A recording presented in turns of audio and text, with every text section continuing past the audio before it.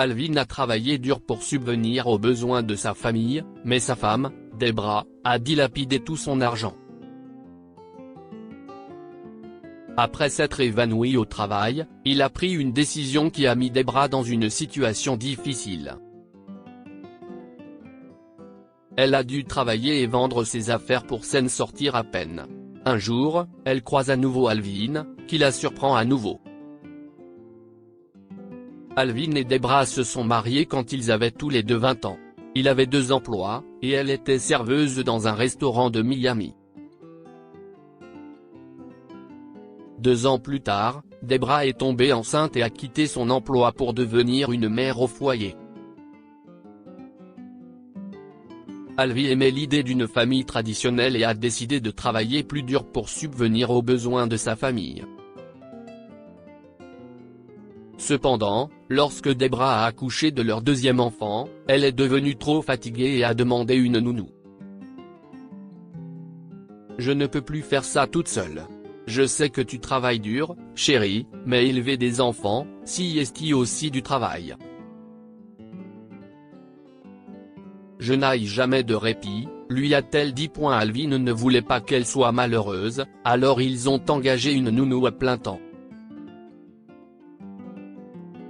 Elle travaillait de 9h à 17h du lundi au vendredi, et c'était une aubaine pour Debra. Mais comme engager une nounou coûtait très cher, Alvin a dû faire encore plus de retravail pour pouvoir la payer.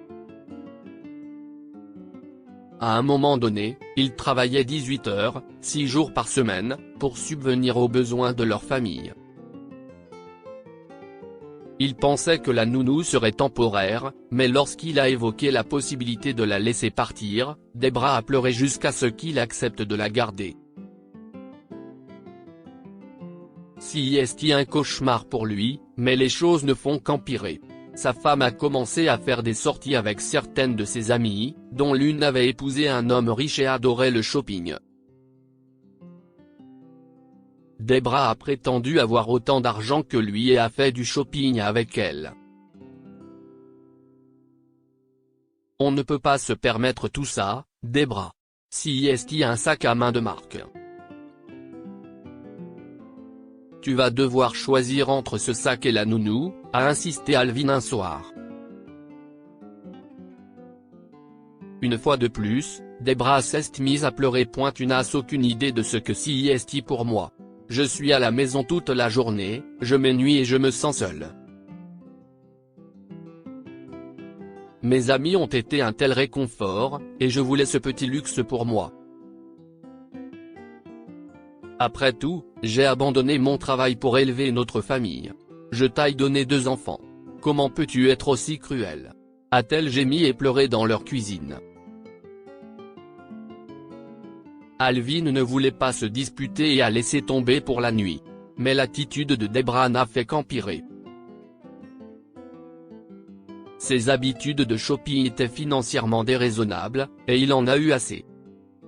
« Hey, Alvin, mec. Tu vas bien ?» lui a demandé un jour son collègue de travail, Joshua. Ils étaient en train de ramasser des cartons dans un entrepôt quand Alvin a vacillé sur ses pieds. « Ouais, je vais bien », a-t-il répondu, en secouant la tête pour s'éclaircir les idées. Mais il n'allait pas bien. Il s'est évanoui sur place, avec une grosse boîte lourde sur la poitrine. Heureusement, Joshua a appelé une ambulance, et l'entreprise a pris en charge les frais d'hôpital et lui a donné un peu d'argent supplémentaire. Le médecin a dit qu'il était trop stressé et qu'il avait besoin de temps pour se détendre. Mais comment pourrait-il se détendre ? Avec sa femme qui dépensait tout leur argent, il devait travailler encore plus dur.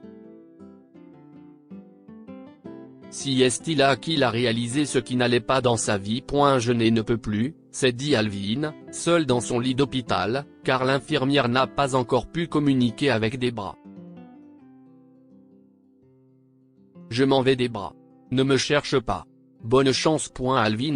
Debra a fixé la petite lettre que son mari avait laissée dans leur lit. Elle a finalement répondu au téléphone et s'est rendue à l'hôpital. Alvin était calme et a dit aux infirmières qu'il voulait seulement dormir. Mais quand elle s'est réveillée le matin, elle a découvert la lettre sur son côté du lit. Elle s'est levée précipitamment et est allée vers le placard. Ses vêtements avaient disparu ainsi qu'un sac. Cela ne peut pas arriver, s'est dit Debra en se mettant à genoux. Non. Deb, tu as une mine affreuse. Tu devrais peut-être faire une pause, lui a dit la patronne de Debra. Elle travaillait comme serveuse dans un restaurant depuis plusieurs mois, depuis le départ de son mari. Elle n'avait pas le temps de faire des pauses. Par ailleurs, Alvin ne répondait pas à ses appels, et il n'y avait aucun moyen de communiquer avec lui en dehors de son Instagram. Mais il ne répondait jamais à ses messages privés. Pendant ce temps, leur famille ne se portait pas bien. Naturellement, Debra a dû trouver un emploi, licencier la nounou et trouver une solution maintenant qu'elle était mère célibataire de 2 enfants. Elle n'avait jamais réalisé à quel point leur mode de vie était devenu coûteux. Mais même après avoir réduit les dépenses, ils avaient du mal à s'en sortir. Debra a vendu toutes ses créations, et cet argent a beaucoup aidé, mais ce n'était pas suffisant. Ce n'était jamais assez. Elle ne travaillait que 8 heures par jour mais était debout toute la journée. Et maintenant sa patronne l'avait remarqué. Non, je vais bien, Madame Callahan. Je suis désolée de vous inquiéter, a-t-elle dit à la femme âgée. Laissez-moi vous aider. J'ai un avocat. Vous devez faire un procès pour la pension alimentaire, a proposé Madame Callahan pour la millionième fois, semblait-il. Non, Madame Callahan. Je ne peux pas faire ça, a dit Debra, remarquant le regard de sa patronne. Non, ce n'est pas ma fierté. Je le jure. Tout ça est de ma faute. J'ai été si égoïste. Si réfléchi. Je ne peux pas lui reprocher de nous avoir abandonnés. Il a travaillé si dur pendant des années pendant que je gaspillais tout.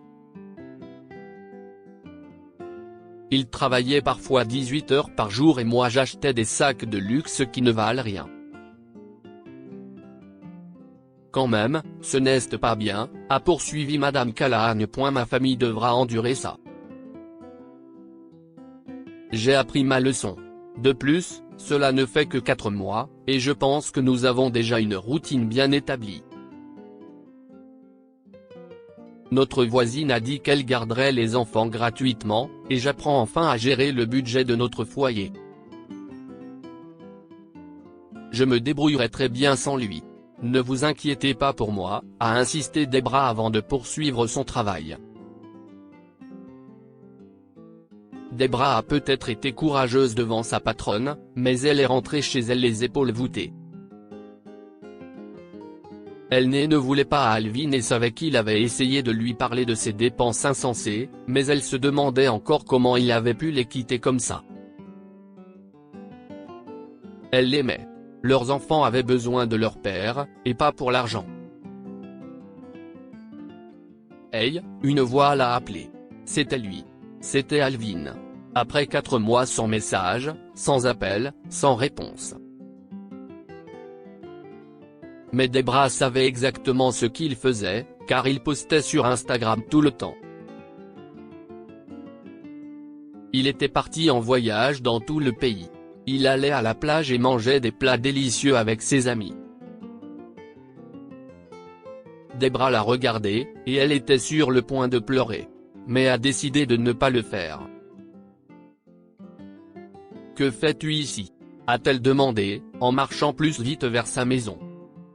« Je suis ici avec les papiers officiels de notre divorce », a dit Alvin d'un ton neutre. Ok, a répondu Debra lentement en attrapant l'enveloppe qu'il lui a offerte. Je vais te payer une pension alimentaire. Je n'allais pas laisser nos enfants en rade pour toujours. Mais j'avais besoin que tu apprennes un peu ce que j'ai vécu ces dernières années. J'ai travaillé sans relâche pour quelqu'un qui ne l'appréciait pas assez. Je me suis même évanoui et j'ai été transporté d'urgence à l'hôpital, mais ils n'ont pas pu te contacter pendant des heures, a déclaré Alvin. CIST alors que les larmes de Debra ont finalement coulé. Alvin, je suis vraiment désolé. Mais tu aurais dû me parler, a-t-elle dit doucement. Peut-être, mais j'ai pris cette route. Bien que je doive m'excuser pour ce que j'ai fait. J'ai réalisé après un certain temps que partir comme ça sans un mot était mal, et CIST pourquoi je suis ici pour arranger les choses. Notre séparation doit être officielle, et j'assumerai mes responsabilités envers toi et nos enfants. Je suis désolé que tu aies dû travailler si dur en pensant que je ne reviendrai pas. Quoi qu'il en soit, regarde les papiers, engage un avocat, et nous nous arrangerons sur la coparentalité des enfants, a-t-il poursuivi en commençant à se tourner vers sa voiture. Il n'y a pas moyen d'arranger les choses entre nous aussi ? Je t'aime toujours, Alvin, a déclaré Debra. Il s'est arrêté mais ne s'est pas retourné. Non. On ne peut pas. Je ne peux pas revenir là-dessus. On sera civilisé pour les enfants, mais si est tout, a-t-il finalement déclaré en montant dans sa voiture. Debra a finalement appelé un avocat et a tout arrangé. Maintenant qu'Alvin payait la pension alimentaire, elle n'avait plus besoin de travailler aussi dur. Mais elle a continué à le faire et a accumulé quelques économies. Des années plus tard, Alvin a épousé une autre femme, et Debra a rencontré un nouvel homme. Ils ont tous deux poursuivi leur vie, mais Debra s'est toujours demandé ce qu'elle aurait pu faire si elle n'avait pas agi de façon aussi autoritaire et manipulatrice. Que pouvons-nous apprendre de cette histoire ? Appréciez ce que votre partenaire fait pour vous et votre famille. Être une mère au foyer est un travail difficile, mais Debra a profité de la générosité de son mari et est allée trop loin. Ne vous épuisez pas au travail. Vous devez travailler pour vivre, pas vivre pour travailler. Alvin l'a compris et a pris une décision radicale, mais il n'aurait pas dû en arriver là. Abandonner sa famille n'est jamais acceptable. Alvin a compris qu'il avait eu tort de partir sans rien dire et il est revenu pour s'excuser et arranger les choses avec Debra et les enfants. Partagez cette histoire avec vos amis. Elle pourrait illuminer leur journée et les inspirer.